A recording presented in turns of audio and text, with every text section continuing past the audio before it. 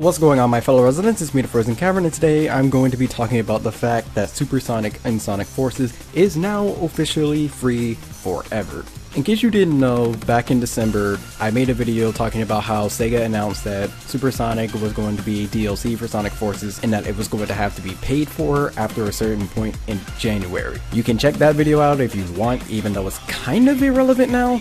But regardless, recently Sega made a tweet saying that Supersonic is now free forever. And this is good because it shows that they are listening to the feedback, because before Sega actually said anything about it, there were still a few people who were denying the fact that it wasn't free after a certain point, and then some people tried to argue that it was $2. Regardless, the practice, it was still dumb. The idea that you have to pay for Supersonic, no, again, go back to the previous video if you want my thoughts on all of that, but at the same time, I'm glad that Sega's listening to us, and hopefully they won't try to do something like this again, because if they do, they will get more backlash just like they did this time. And this also helps with other companies not try to do something similar to this, because trust me, it's a domino effect whenever it comes to stuff like that, because loot boxes were definitely a domino effect, and thankfully it has been bashed on a bit, more than Supersonic, I'll say, but at the same time it hasn't exactly lost traction as of yet, but at the same time it is only the beginning of 2018, so we can really only say just a little bit about that.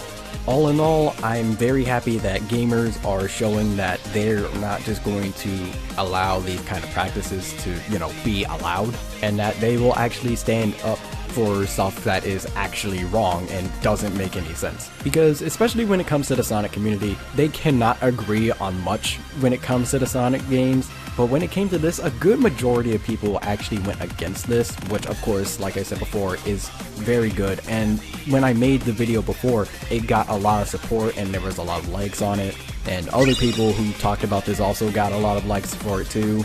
But it's just showing that gamers know when companies cross the line and how to handle the situation.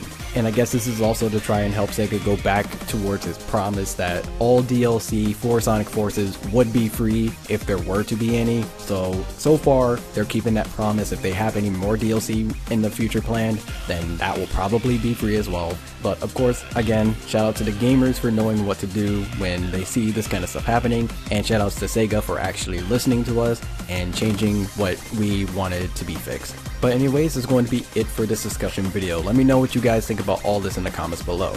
Are you happy about the fact that Supersonic is now free, or do you think that it wasn't that big of a deal to begin with? And if you think that, you're kind of part of the problem. If you enjoyed, don't forget to like and subscribe for more video game content, but until next video, take care.